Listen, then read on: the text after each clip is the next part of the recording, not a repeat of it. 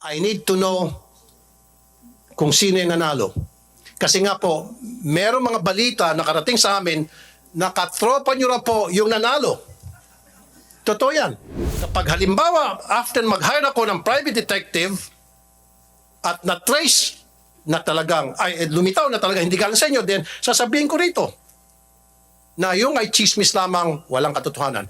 Pero pag lumitaw sa ginawang investigasyon, I might even use the NBI, DICT, private detectives, CIDG, lahat ng mga agencies ng gobyerno para gumawa ng cross-checking, LTO, PSA, kung connected ba o hindi, or SEC, connected ba o hindi sa mga kasamahan nyo dyan sa PCSO, itong nanalo. Pero depensa ni Robles, ito ay para protektahan lamang ang pagkakakilanlan ng nanalo. Your Honor, it's if there is something to apologize, it's the poor editing. But I think it has served its purpose of concealing the identity.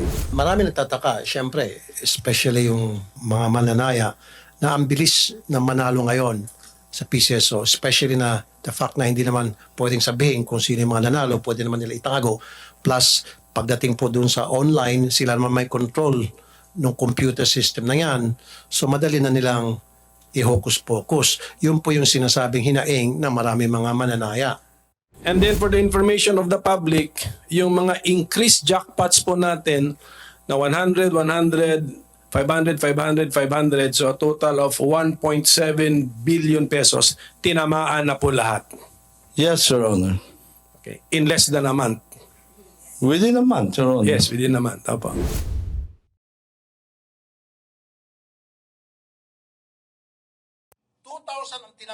Nasa hot seat sa Senado nitong araw ng Huwebes, si Philippine Charity Sweepstakes Office General Manager Mel Robles. Ito'y dahil sa posibleng pagmamaniobra sa nanalo sa 698 million peso jackpot prize sa e-lotto nitong araw ng Miyerkules. I need to know kung sino yung nanalo. Kasi nga po, merong mga balita na karating sa amin na katropa nyo na po yung nanalo. Totoo yan. Batay sa impormasyon na nakalap ni Senator Raffy Tulfo, nasa 30 milyong piso ang investment ng kaibigan ni Robles para manalo ng higit sa 600 milyong pisong jackpot prize. Para kay Tulfo, madali na mamaniobra ng PCSO ang mananalo sa e-lotto dahil hawak nila ang online system.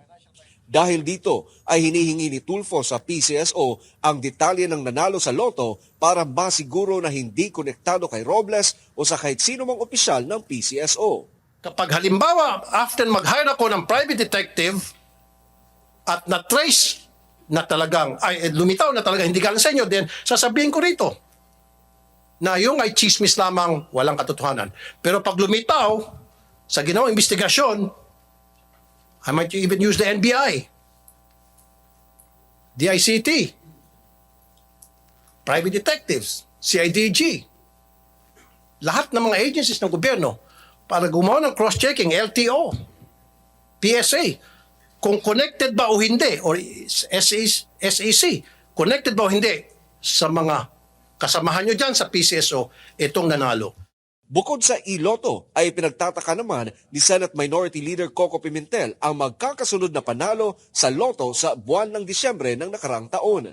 Sa buwan ng Disyembre, mabilis na tinamaan ang jackpot prizes sa 642, 649, 645 at 655 draws. Ang mga premyo sa nasabing draws ay mas pinalaki para tumaas ang excitement ng mga tao ayon kay Robles. And then for the information of the public, yung mga increased jackpots po natin na 100, 100, 500, 500, 500, so a total of 1.7 billion pesos, tinamaan na po lahat. Yes, Your Honor. Okay. In less than a month. Within a month, Your Honor. Yes, within a month. Opo. Marami nagtataka, syempre, especially yung mga mananaya, na ang bilis na manalo ngayon sa PCSO, especially na the fact na hindi naman pwedeng sabihin kung sino yung mga nanalo, pwede naman nila itago.